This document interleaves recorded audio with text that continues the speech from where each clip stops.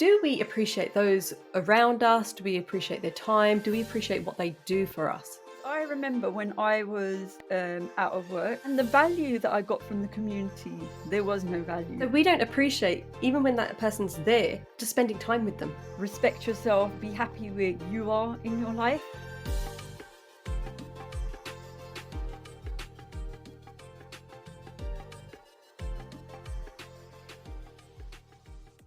Hi, welcome to Changing Suits. My name's Val. My name's Taj. On this week's episode, we wanted to talk about appreciation. Do we appreciate those around us? Do we appreciate their time? Do we appreciate what they do for us? Now, the reason we brought this up is because a lot of the taboo topics within South Asian culture is perhaps, people complaining about in-laws, people complaining about their parents, people complaining about the siblings. But do we actually understand how lucky we are to, hopefully a lot of us are in those positions. And I do recognize a lot of people aren't happy in those positions. So probably don't agree with me there. So we just wanted to discuss this.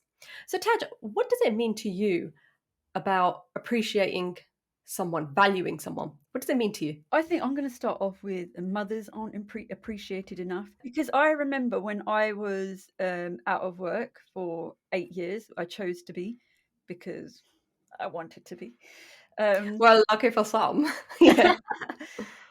There were different circumstances of why I was out of work, and now I'm trying to make it sound good. Yes. And the value that I got from the community, there was no value. It was like, you don't matter, you don't bring in money.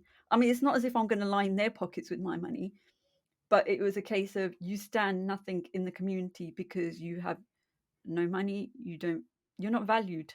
But then, okay, so now let's turn it around because something you said on one of our last podcasts was, who is the community? And that was a really good question because we are part of that community. How much do you think we, when we were younger, valued mum? We didn't. There We we did are. not Yeah. value her enough, and she's done so much. She's cared for one Everyone. one family member after another. It's like never ending. And I think when she gets fed up, which anyone's allowed to be, we're like, oh God, I feel sorry for her. And then we forget again. But the thing is, as we've grown and we've become mothers ourselves, that's where I've sort of understood, making the kids do work. I remember when we were younger, mum would be like, usually we'd totally ignore her. And I know that happens in a lot of households. But that pretty much is what's happening now. So I was talking to a friend, this was quite a while ago, and she was complaining about whatever she was complaining about. Because obviously, why else would we meet up? I mean, you do it so that you can complain to your friends, right? And the interesting thing that she said was her kids ignore the fact that she's talking about this. Now, she's got two sons, and I don't think this matters because they're young, Yeah. because I think we were the same. I mean, we were three daughters and a son. But what she said was they just say, oh, it's mum moaning again. And now we've got to that state, and we thought that when mum would complain about things. And now we've got to that stage where we're moaning and we're like, oh my God, it's now a round circle of, okay, now it's We're happening to saying us, right? moaning, but we're created to keep repeating the same thing because the kids don't listen. No And one listens. and then when my husband says, "All right, go and do this," it's instantaneous that they do Yeah. it because he doesn't say it as often as I do. And I do remember when sitting on the sofa and mum would be doing the hoovering, she's like, "Utto," and you're like, Utto. Okay. Utto. You're like, yeah. shh. But moving on from mothers and even homemakers, should I say?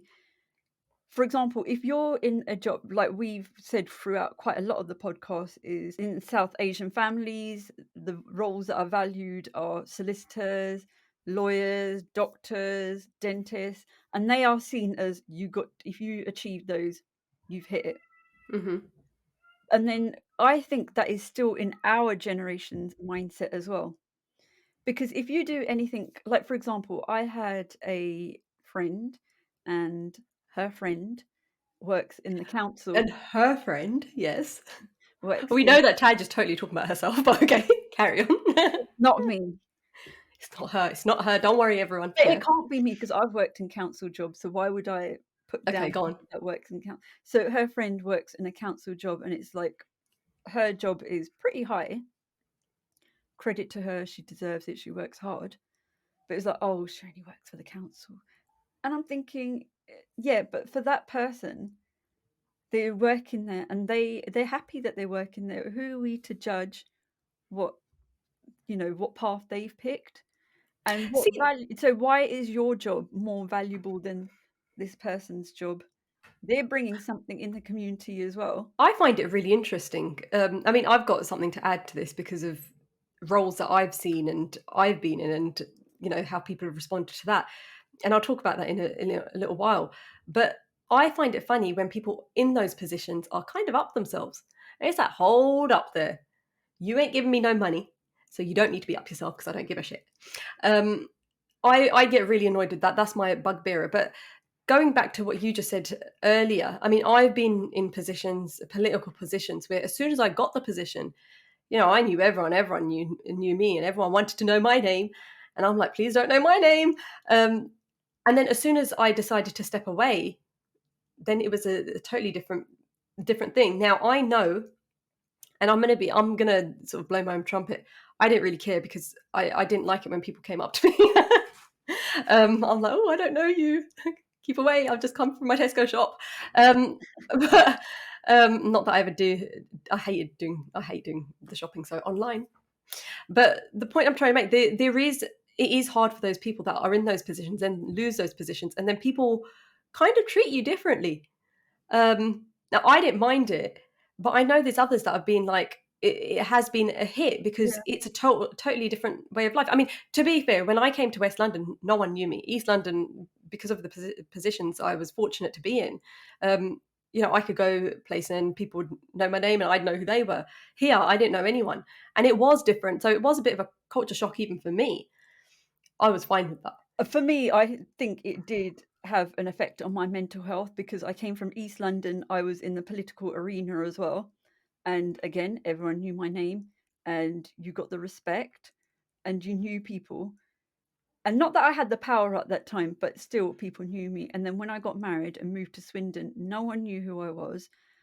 And it was like, okay, I felt like a nobody. Because it was just starting all over again. Okay, so can we explore that a bit? And I don't use that word very often in this. Why did it have an effect on you that people didn't know who you were? What Not was the so mental effect? not so much that I wanted everyone to come up to me or whatever, but it was just you were brushed. You okay? You don't work. Okay, then right, no more talking Ah, to you.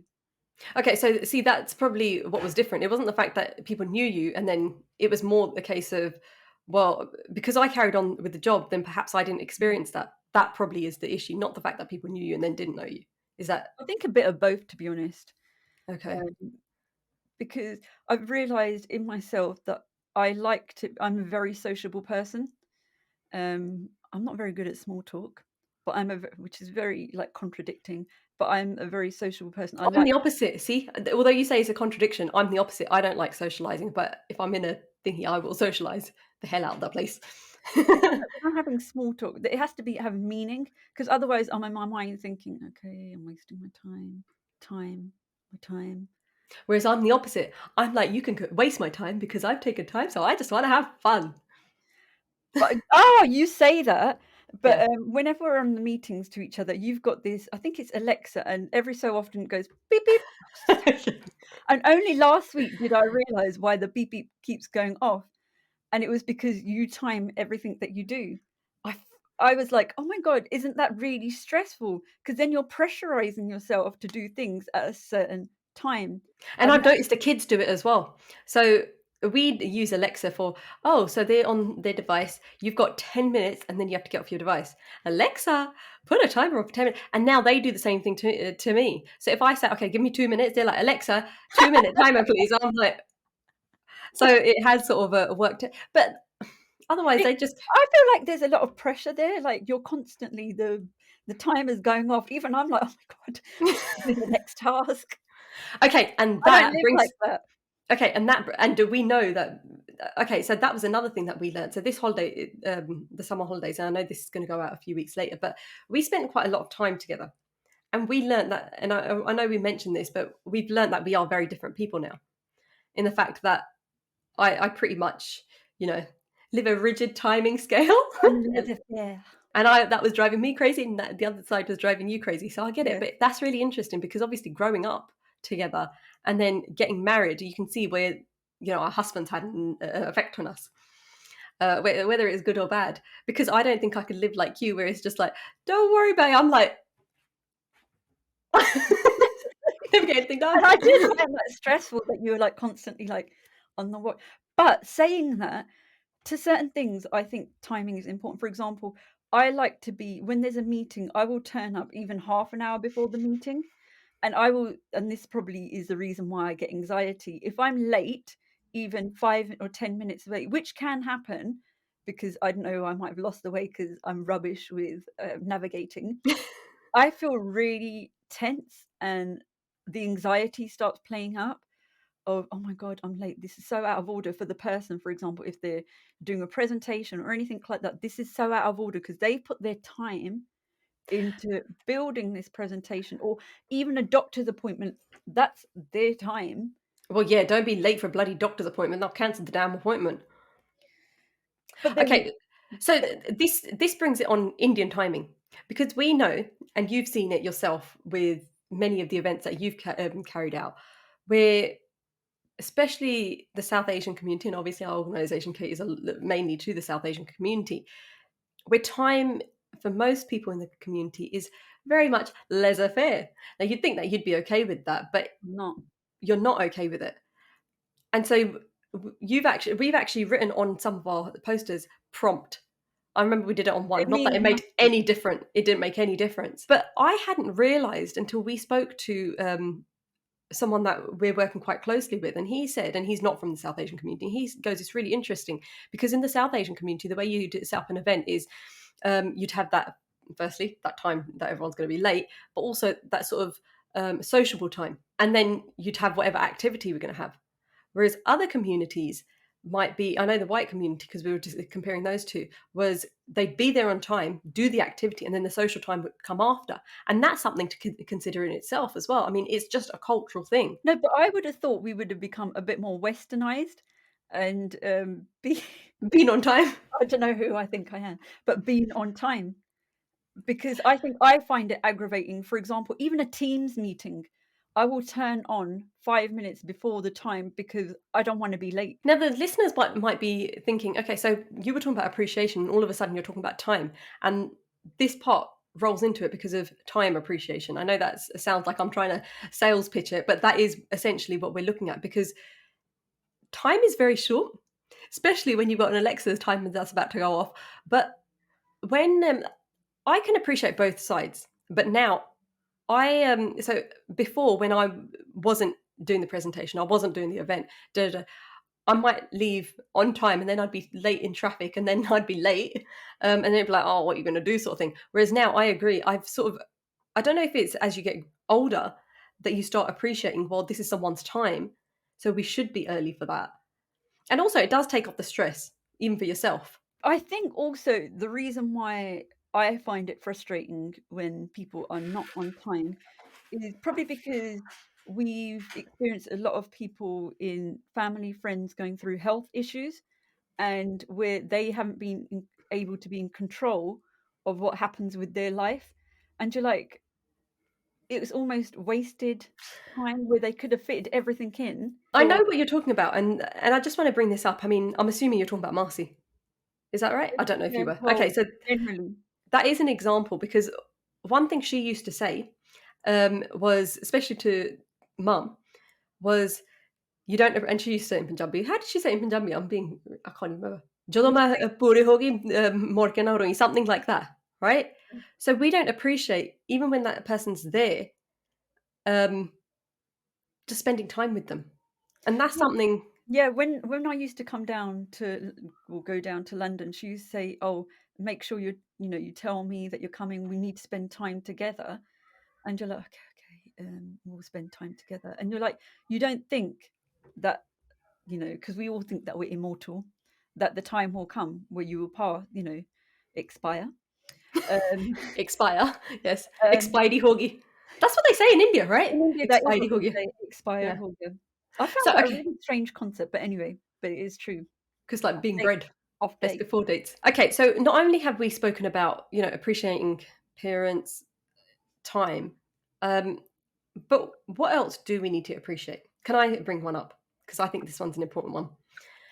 So a few of our relatives have gone through divorce, right? And one thing that they've said, and I'm thinking of two of them, is the one thing that's really painful is the fact that they weren't appreciated for what they did, right? And that's a really interesting one. And, I don't know how other people feel about this, and it would be interesting to get a bit of a take from people that have been through divorce.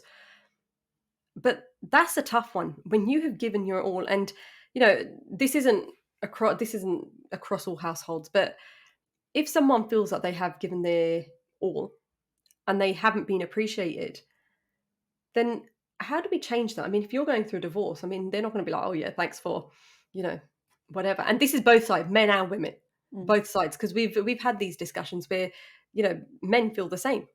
They don't feel like they've been appreciated. What do you think the issue is there? First of all, I think when someone goes through a divorce, generally you're not going to, like you said, you're not going to be nice to each other. So maybe it is to be spiteful and say that you've done nothing for the other person is a way to hurt the person. But actually, along the journey, they haven't been appreciated either. So again, it might be perspective. Maybe that person thinks you're expected to do that as a woman. You need to give your all because that's what you have to do. But where we've just said men, you've just said, oh, as a woman, you haven't been appreciated. So do you think the issue here, I know we've said this before, because we haven't had the male's perspective on this one, by the way, it's not perspective, sorry, I know that's really annoying. Um, we don't actually understand that men feel exactly the same in the same Oh, position. yeah, you could say that because I remember mum and dad when they had their debates. Um, Debate, yes. like mum would say, "Oh, genti vecini onda, what you do at home when you're cooking, cleaning, it doesn't count." And then dad would say, "Well, I'm a servant for you lot. I go out to," and it's right. I'm not saying that's everyone does it. The woman stays at home, the man. Obviously, things have changed, but that was it. We don't see the other person's side, But which then on that point, it has changed because a lot of women are going to work and they're doing the housework. And what isn't coming in the Genti is pretty much the housework. You said it before when you were at home, like not working from home, when you were a homemaker, um, that wasn't appreciated. But then when you went to work, that was. So the home stuff still isn't in Genti. no, it's like, why are you doing it? Okay. Why bother? Why bother? Let's just sit around and do Oh, nothing. actually, I want to bring this up because I think he's a real inspiration. There's a Singh that is a bus driver, and he's really inspiring. I don't know if he's still, I think he's still a bus driver, and he wears his uniform and he's really proud of it.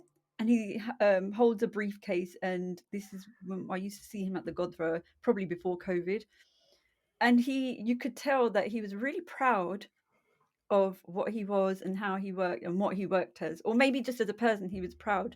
Yeah. And it felt good. It's like, it doesn't matter what, But then did you treat him differently? As in, did you give him that respect because he gave himself that respect? No, I never, it was from a distance. I had Okay. no reason like to just randomly, which I do quite often, just randomly go up to someone and say hi. But there was no reason to talk to Yeah. him.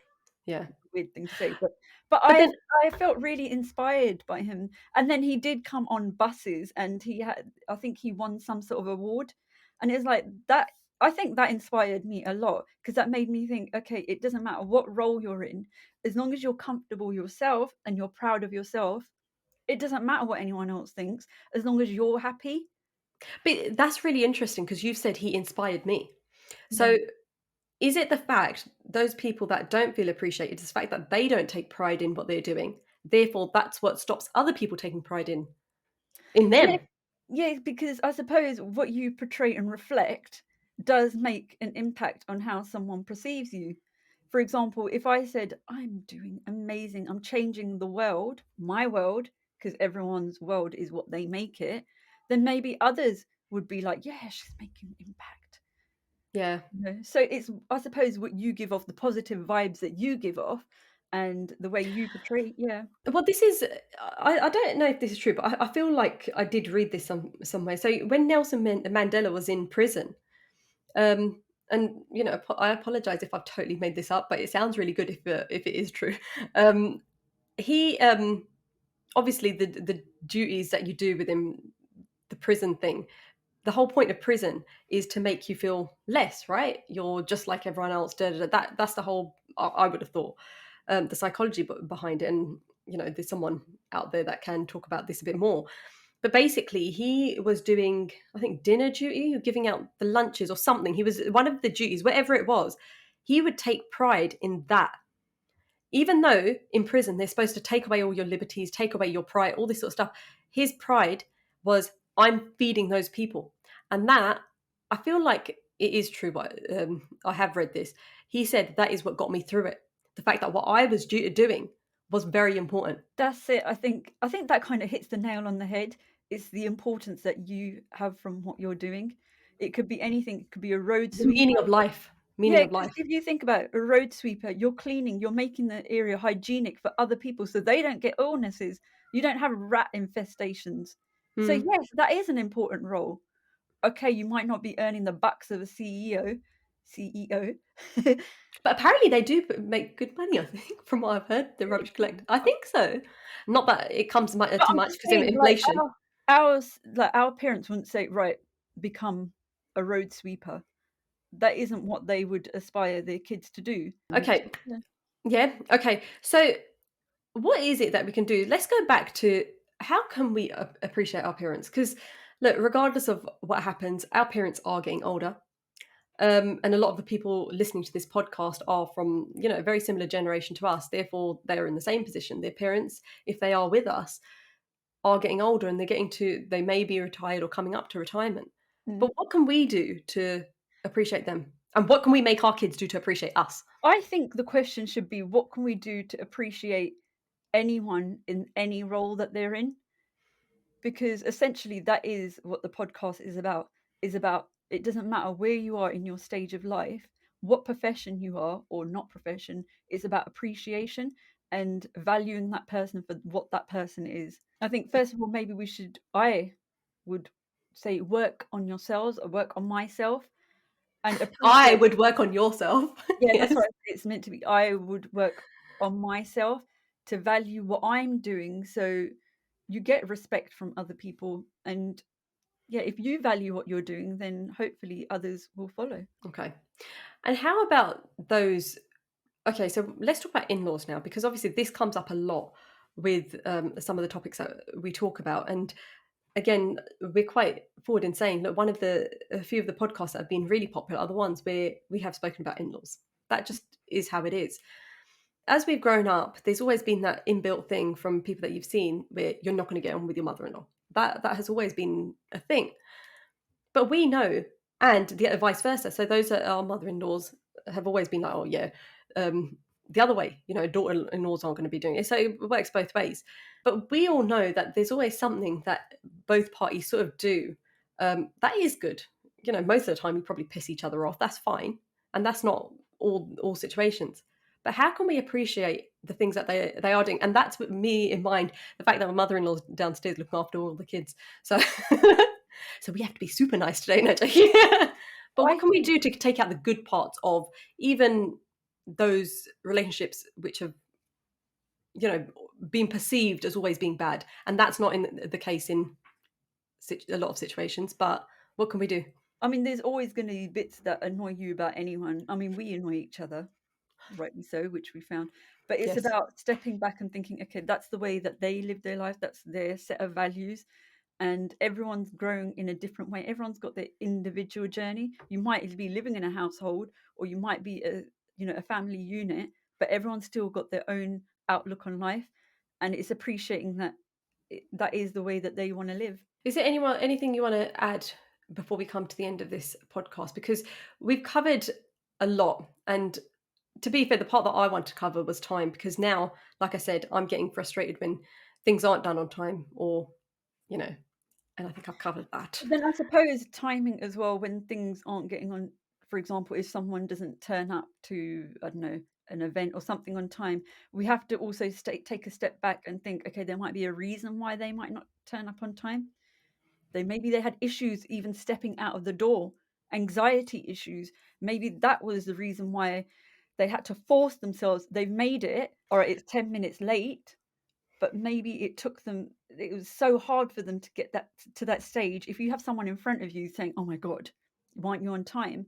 Well, that's another knockback. But then how much, and I get that, because the whole point of what we're trying to say is have empathy for what someone else is going through, regardless of whether you know it or not.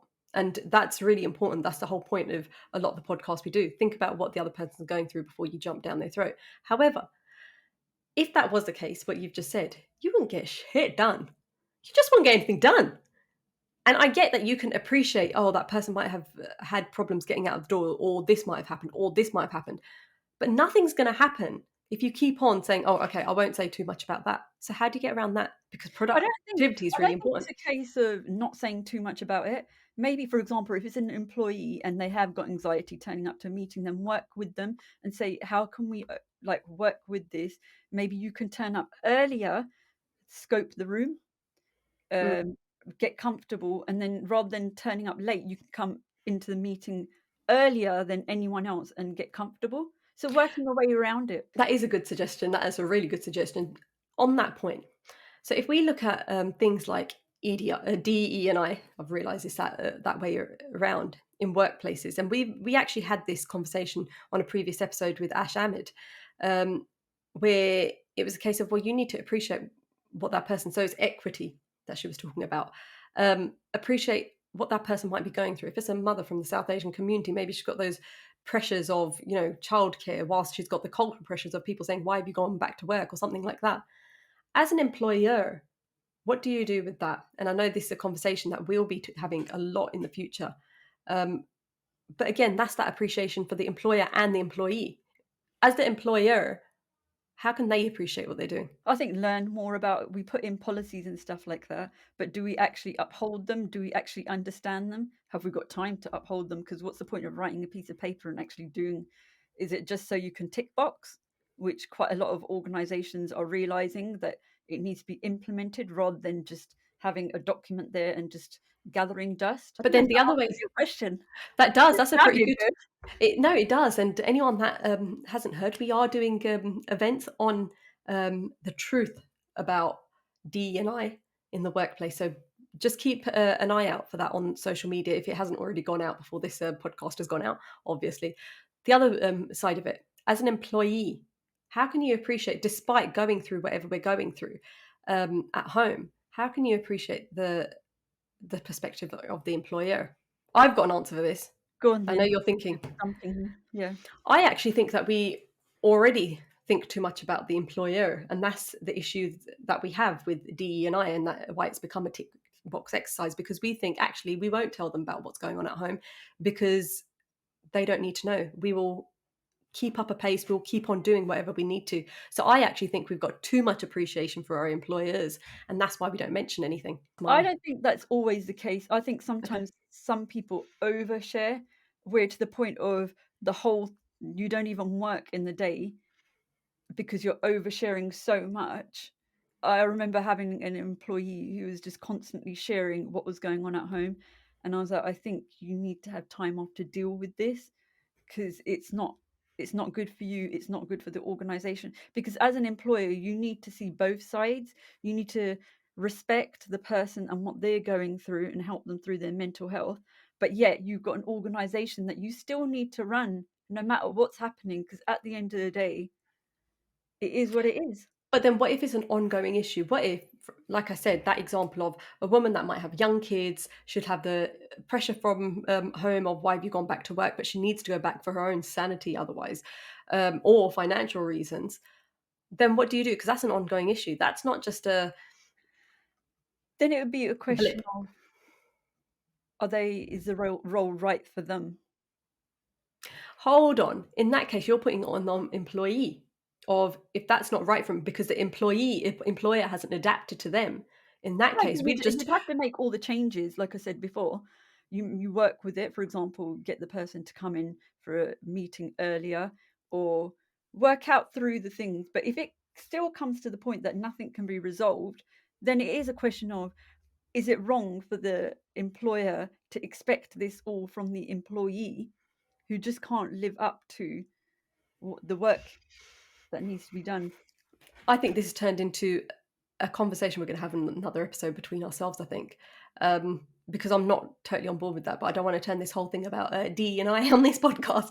Okay, so as we come to an end of this episode, Taj, give us some of your top tips of appreciation. I think the first one is respect yourself, be happy where you are in your life.